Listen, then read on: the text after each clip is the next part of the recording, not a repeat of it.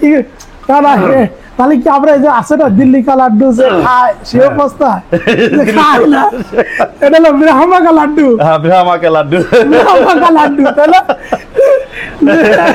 আসলে কি ভাই, এই ব্রাহ্মা গরুর মাংস মানে যারাই হুমড়ি খায় নিছে, আমার মনে হয় সবাই আমার বকা দিবে, আমার মনে হয়। বকা দিয়ে? হ্যাঁ, বকা বলতে কি, এটা খারাপ মন্তব্য করবে। মানে আপনি একটু অধিক মুনাফা করেছেন এই জন্য, নাকি এরকম খরচ হয়েছে গভর্নমেন্টের বলছে তুমি 1200 টাকা বিক্রি? না, গভর্নমেন্ট বলে নাই 1200 টাকা বিক্রি করতে। আমার এটা তো শোনেন, এই গরুটা নিয়ে তো জানেন যে এই 13 জন লোক ডাক হয়েছে, সবাই যার যার মতন করে ডাক দিচ্ছে। লাস্টে একটা গরু আমার অনেক দাম পড়ে আছে, কারণ ওনাদের একটা গরু খুবই প্রয়োজন ছিল, গরু কিন্তু ডাক হচ্ছে একটা একটা করে।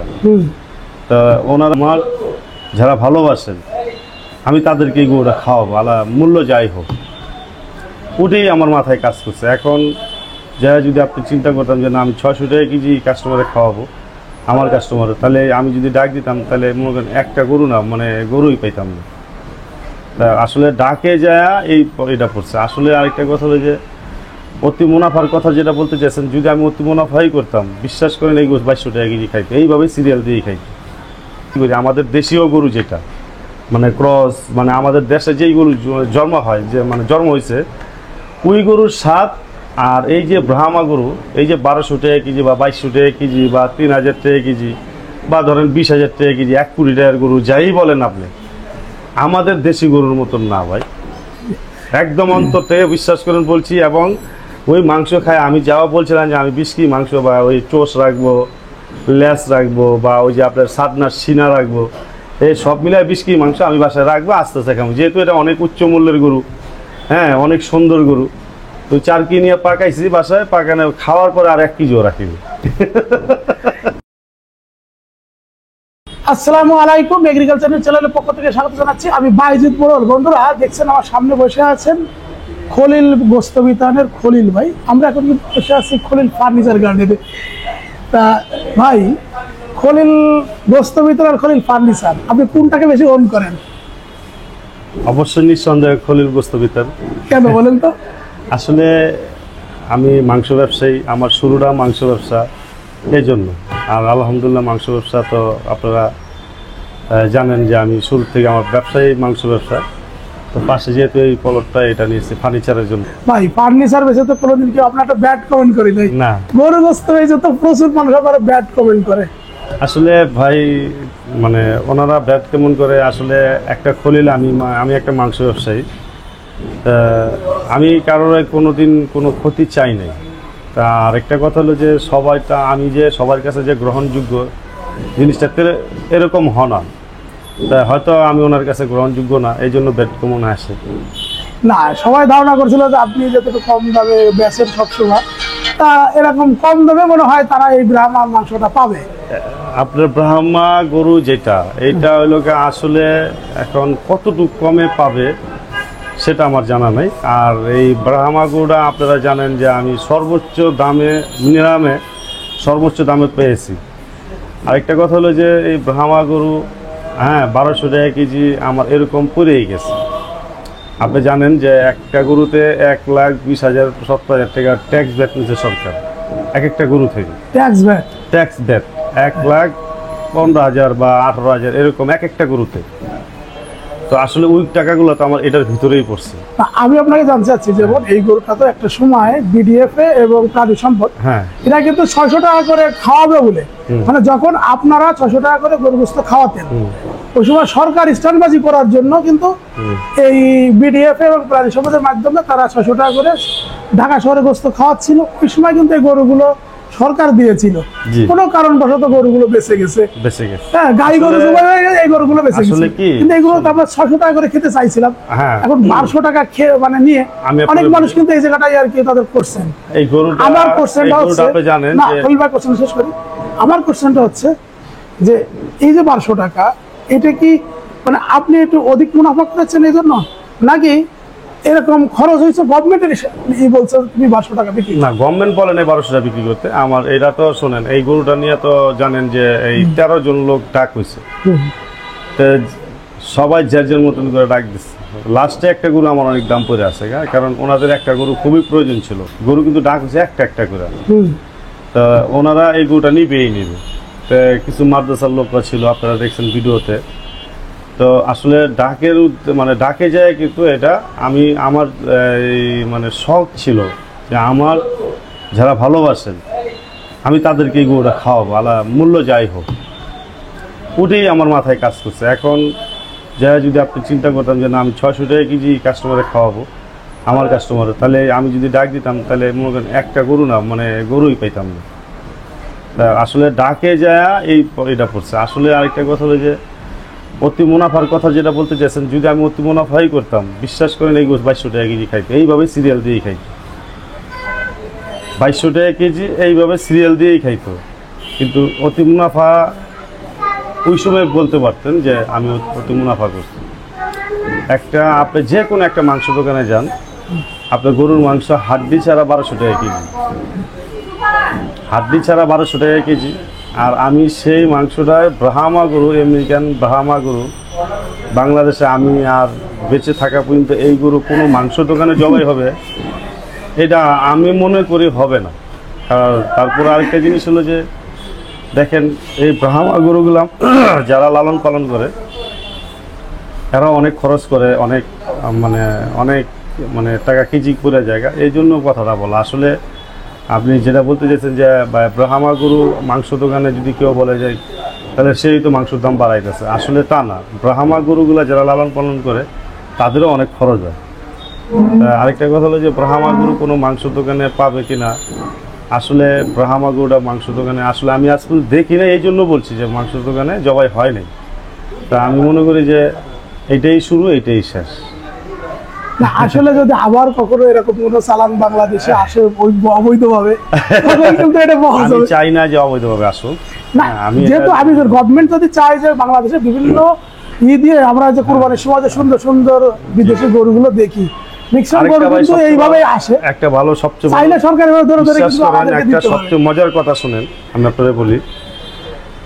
এই ব্রাহ্মা গরুর মাংস মানে যারাই হুমড়ি খায়া নিছে, আমার মনে হয় সবাই আমার বকা দিবে, আমার মনে হয়।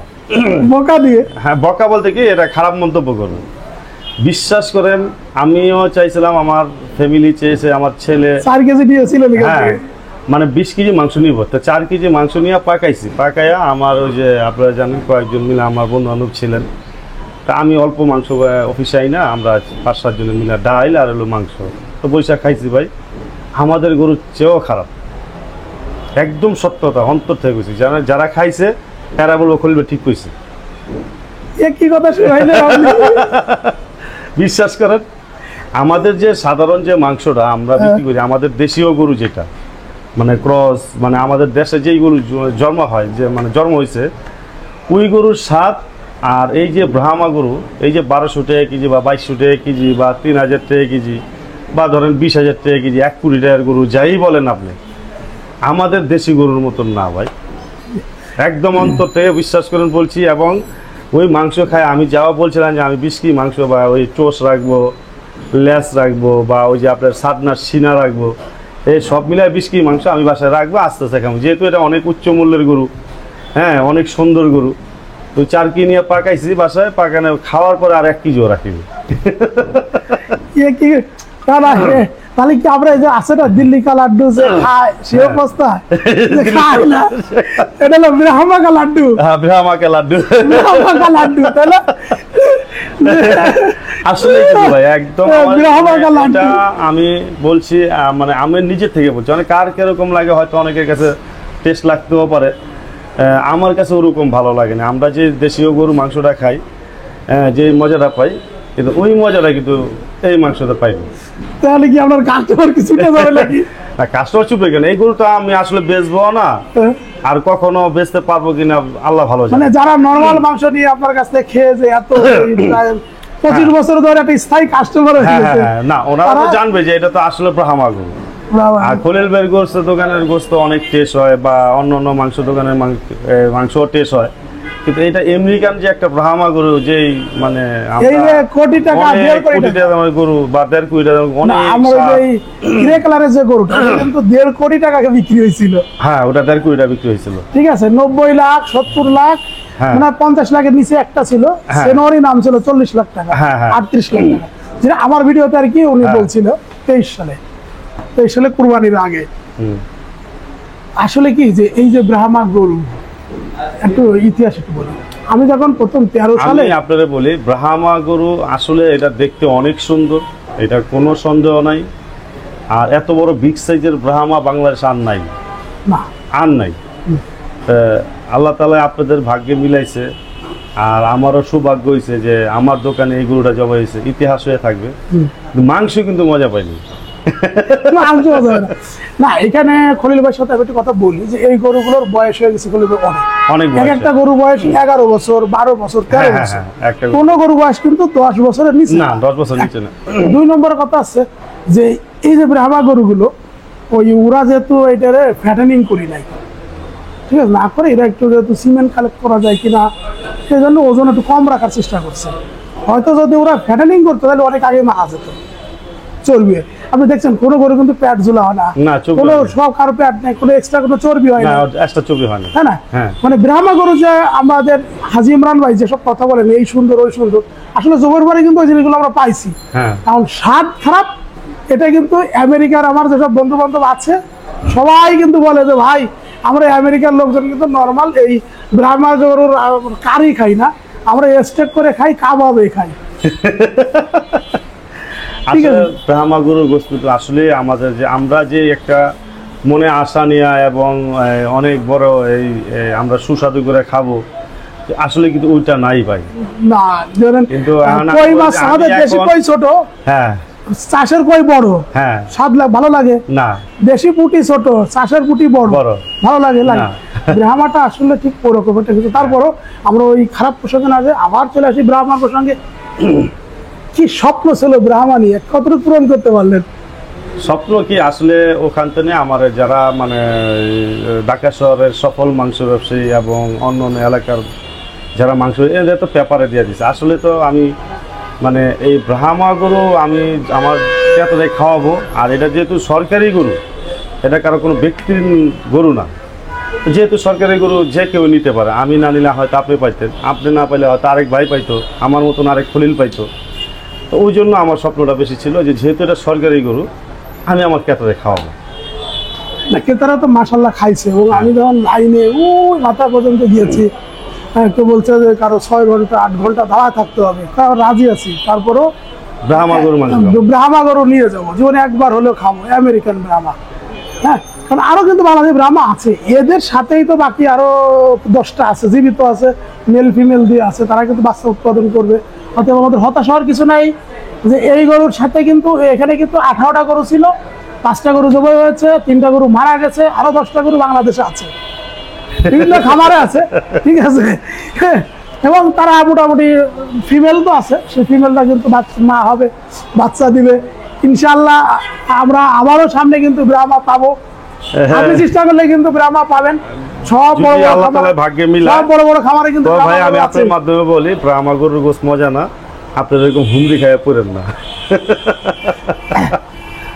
মজা না, যা না খাইছে ওর কাছে মনে হয় যে আপনি কি একটা লাড্ডুর কথা বললেন, ব্রাহ্মা কা লাড্ডু, দিল্লি কা লাড্ডু। দিল্লুকার লাড্ডু, যে খায় হ্যাঁ অবস্থায়, যে না খায় হ্যাঁ অবস্থায়। তা যারা খায় না আরো হয়তো পস্তাইব, কিন্তু খায়া কিন্তু আবার বলবে যে না ভাই ঠিকই কথা বলছে। ব্রাহ্মা গরুর গোশত আসলেই মজা না। না, এই যে খলিল ভাই আপনার এখানে আমরা খুবই মজা না। ভিডিও করতে আসতাম, এটা বেশ কম রমাল, মানুষ লাইনে মাংস নিত, আপনি একটু কম আপনি তো দামে অনেক- মাংস। হ্যাঁ, আপনি তো অনেকদিন ধরে আসেন না ভাই। আমি মাঝে অসুস্থ ছিলাম, আমার হার্টে ব্লক হয়েছিল। আপনি কইলে আমি গরুর গোশত কম খান। আপনি আমার থেকে তো আপনি বেশি খান, তা আপনার তো হয় না। না ঠিক কইছেন, আল্লাহর রহমতে আমি বেশি খাই। আল্লাহ। আপনি আমার দেশের নলি খাইছেন, আপনি খাইছেন মাংস, তাই না? হ্যাঁ, আপনার এই আজকেও এই যে সকালবেলা হোটেলে এই গরু গোশত দিয়ে খাইছি। আল্লাহ তাহলে খাওয়াইছে। 3 বেলায় আপনি গরু গোশত খান, আর আমরা সেই শুক্রবারে খাই। না, গরুর গোশত খাইলে মনে হয়, না খাইলে মনে হয় যে কি জানি খাইনি এরকম মনে হয়।